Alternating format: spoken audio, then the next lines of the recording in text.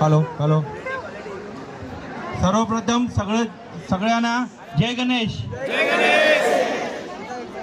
आज सर्वप्रथम मी कांदिवळी मंडळाच्या वतीने सगळ्यांचा आभार प्रकट करतो की सगळे जे भक्त जे आहे ते पूर्ण मुंबई महाराष्ट्र कोपऱ्यावरून जे आलेले आहे, हे जे आम्हाला जे सगळं सहकार्य केलं त्याच्याबद्दल सगळ्यांचा आभार।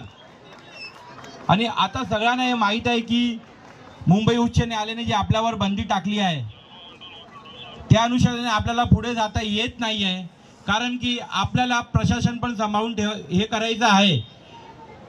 आज आम्ही एक मंडळाने एक डिसिजन घेतला आहे की ही जे गणपती आहे आपली सर्वांची कांदिवली श्री ही आर्टिफिशियल पॉन्डला विसर्जन होणार नाही।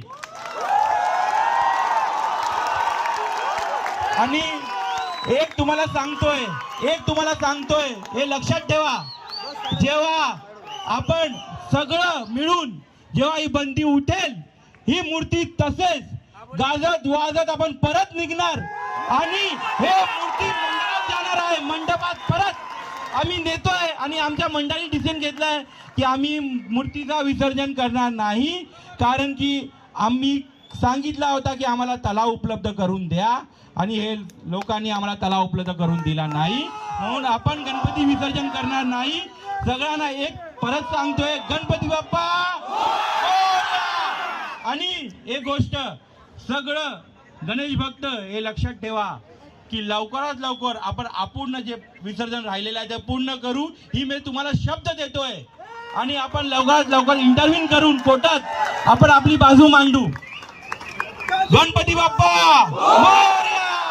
पुढच्या वर्षी लवकर या।